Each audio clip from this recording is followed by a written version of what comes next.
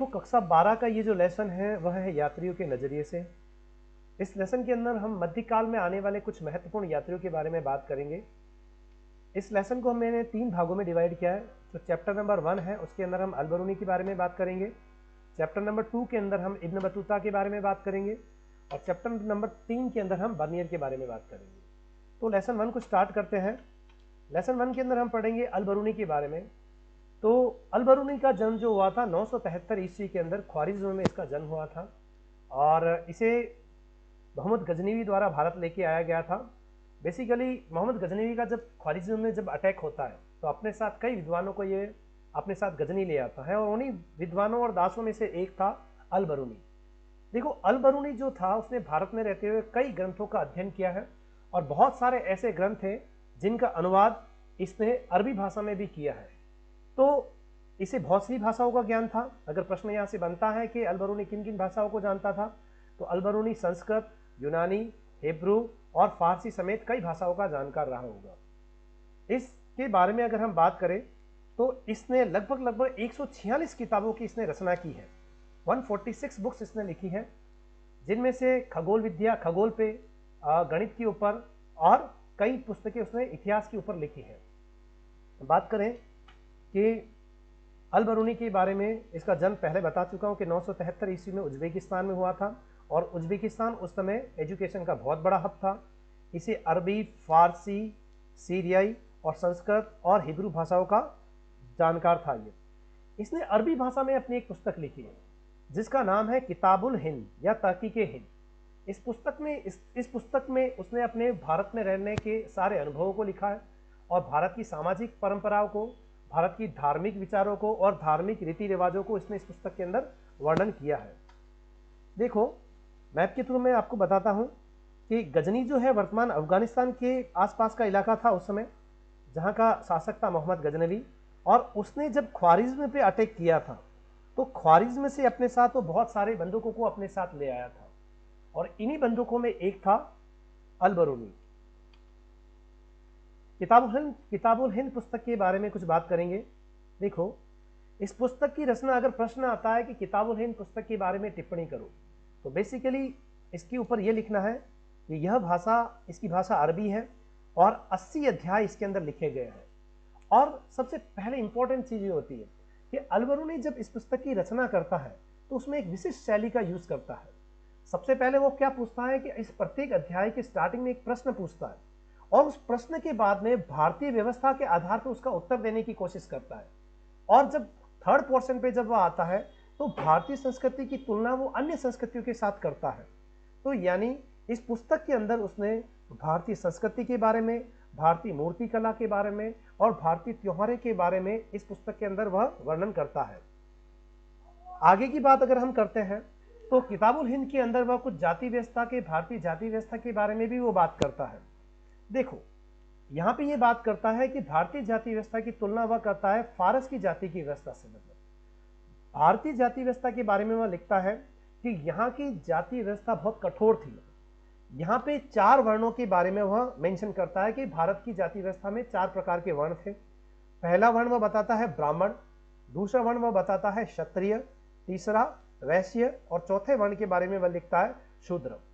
देखो हम जैसे कि हम जानते हैं कि अगर ऋग्वैदिक काल की अगर हम बात करें तो भारतीय जाति व्यवस्था जो थी वो कर्म आधारित थी, यानी एक ही घर के अंदर हमें अलग अलग जाति के लोग मिल सकते थे, क्योंकि जो जिस प्रकार का कर्म करता था उसी आधार पे उसकी जाति लिखी जाती थी।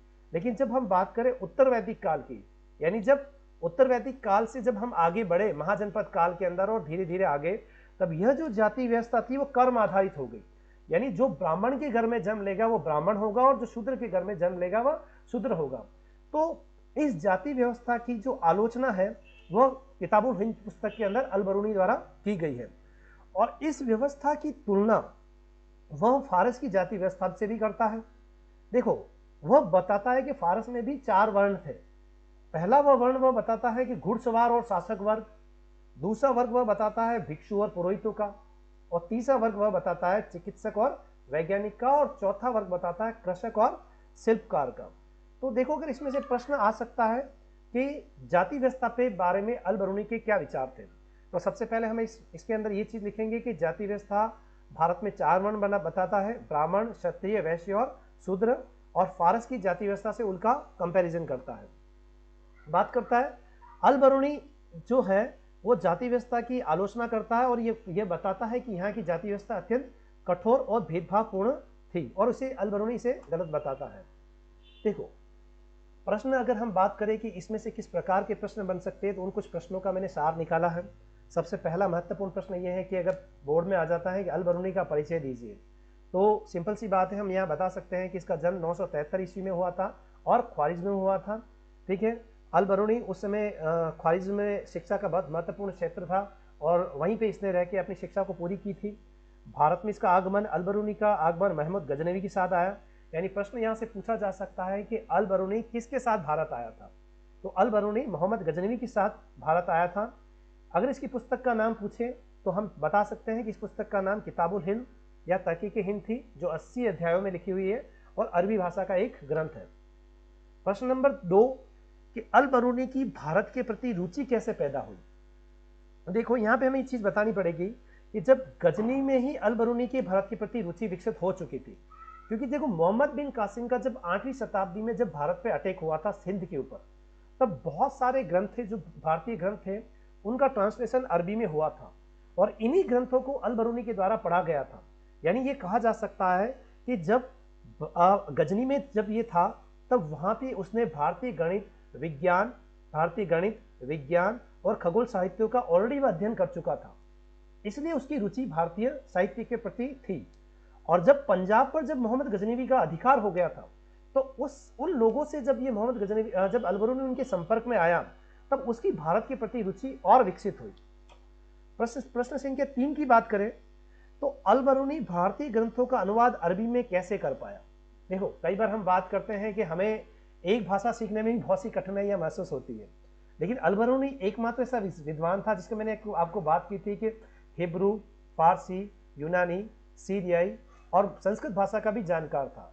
जब ये भारत में रहा तब इसने बहुत से ब्राह्मणों, पुरोहितों, विद्वानों के साथ कई वर्षों तक भारत में इसने अध्ययन किया और यहाँ की संस्कृत भाषा को भी जाना और यहाँ के कई दर्शन तथा धर्म का भी उसने ज्ञान लिया। उसने कई भाषाओं में दक्षता प्राप्त की तथा संस्कृत ग्रंथों का भी अरबी में अनुवाद किया।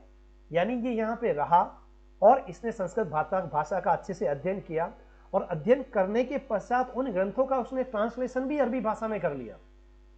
बात करें क्वेश्चन नंबर 4 की, तो अल बरूनी ने किन ग्रंथों का अनुवाद किया। देखो, बोर्ड में अगर ये प्रश्न पूछा जाता है कि अल बरूनी ने किन ग्रंथों का अनुवाद किया, तो अल बरूनी ने कई संस्कृत ग्रंथों का अनुवाद किया था, जिसमें से पतंजलि का व्याकरण भी ग्रंथ शामिल है। इसने भारत में रहते हुए पतंजलि की जो व्याकरण थी उस ग्रंथ को पढ़ा और उसका अरबी में ट्रांसलेशन किया। लेकिन अपने कुछ ब्राह्मण विद्वान जो थे यहाँ पे, जो संस्कृत भाषा के जानकार थे, उनके लिए इसने जो यूनानी विद्वान है यूक्लिड जो था, उसके कार्यों का भी इसने संस्कृत में ट्रांसलेशन किया।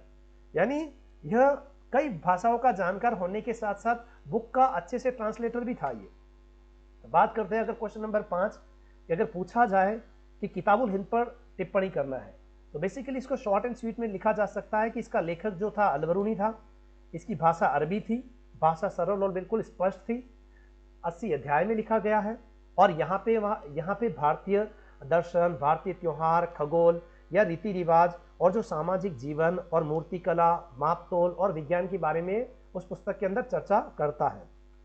क्वेश्चन नंबर 6 की बात करें कि अल बरूनी की लेखन शैली के बारे में टिप्पणी कीजिए, तो मैंने पहले ही आपको बताया है कि अल बरूनी एक विशिष्ट शैली से अपने सारे अध्यायों को लिखता है। सबसे पहले वह एक प्रश्न लिखता है और प्रश्न के बाद संस्कृतवादी यानी भारतीयवादी परंपराओं के आधार पर उसका वर्णन करता है और उसके पश्चात अन्य संस्कृतियों से उसकी क्या करता है, तुलना करता है। यानी ये एक विशिष्ट प्रकार की उसकी शैली थी। नेक्स्ट क्वेश्चन नंबर 7 की बात करें तो यहाँ पे ये पूछ रहा है कि जाति व्यवस्था के बारे में, कि अल बरूनी की जाति व्यवस्था के बारे में टिप्पणी करो मतलब। तो यहाँ पे हमें ये लिखता है कि भारतीय जाति व्यवस्था की तुलना ये फारस की जाति व्यवस्था से करता है। भारत में भी ये 4 वर्ण बताता है और फारस में भी ये 4 वर्ण बताता है। भारतीय जाति के अंदर ये 4 वर्णों का मेंशन करता है कि यहाँ पे ब्राह्मण, क्षत्रिय, वैश्य और शूद्र रहे होंगे। और उसके बाद ये बताता है कि भारतीय जाति व्यवस्था काफी कठोर थी, जन्म आधारित जाति व्यवस्था थी और भेदभाव आधारित जाति व्यवस्था को यहाँ पे ये मानता है। और जबकि फारस के साथ ये तुलना करता है और फारस में भी ये 4 वर्ण ही बताता है, घुड़सवार वर्ग, घुड़सवार और शासक वर्ग, भिक्षु और पुरोहित वर्ग, चिकित्सक और वैज्ञानिक वर्ग, और कृषि और शिल्पकार वर्ग। तो बेसिकली अल बरूनी के बारे में इतना ही। नेक्स्ट चैप्टर के अंदर हम पढ़ेंगे इब्न बतूता के बारे में। धन्यवाद।